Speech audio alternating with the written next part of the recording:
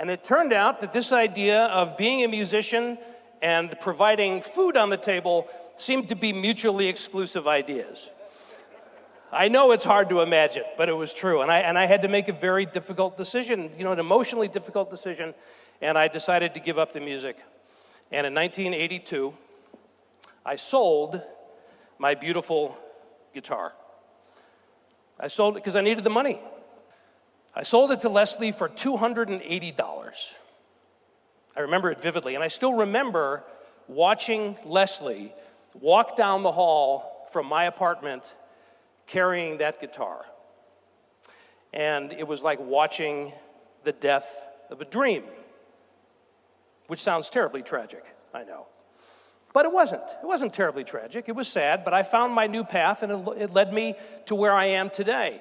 Is there something in your life, something that you had passion for, something that you loved to do that maybe you gave up on for whatever reason, maybe because you thought it was frivolous, maybe because you couldn't figure out how to make money at it? Was there something like that in your life? And have you found a way to bring that connection, that passion, that love back into the work that you do now, into whatever you do now? Just consider that. About 7 years ago, out of nowhere, one day, I was sitting in my office, working on something, checking my email, and out of nowhere, I got an email from a woman named Leslie.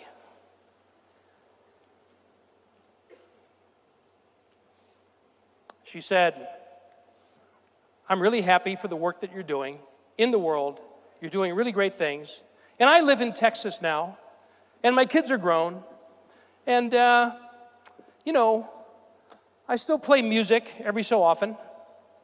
And I still have that guitar that you sold me all those years ago. So nice to see you're doing well. Your friend, Leslie." My heart stopped. Fortunately, it didn't stop very long. It stopped for a second, and then it started beating really fast. And I thought, this can't be happening. This was like what, 30-some years later. This guitar that I sold, that I loved, that I fantasized about throughout the years. If only I can get that guitar back someday. That woman is writing to me right now, telling me she still has it. So I collected myself, and I wrote back, and I said, "Oh, so nice to hear from you.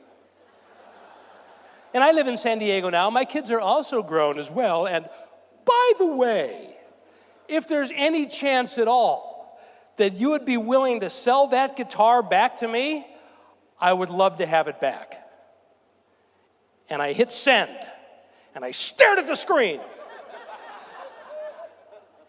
And I waited, and it was just a few minutes later. It was really just a few minutes later, she wrote back. And she said, and this is pretty close to a quote, she said, "I still remember the look on your face when I walked out of your apartment carrying that guitar.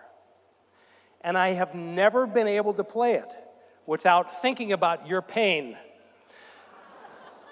So I don't play it. It sits in my closet." She said, "As I recall, you sold me that guitar for $280. So I will sell it to you for $280. Plus shipping." It's amazing, isn't it? And I got it back. I got it back. Would you like to see it? Just so happens I have it right here.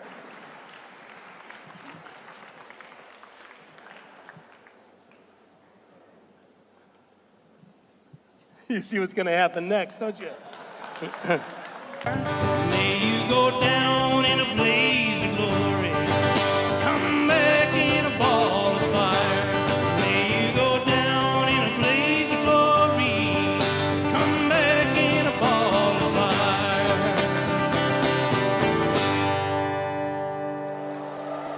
Thank you, folks. Thank you.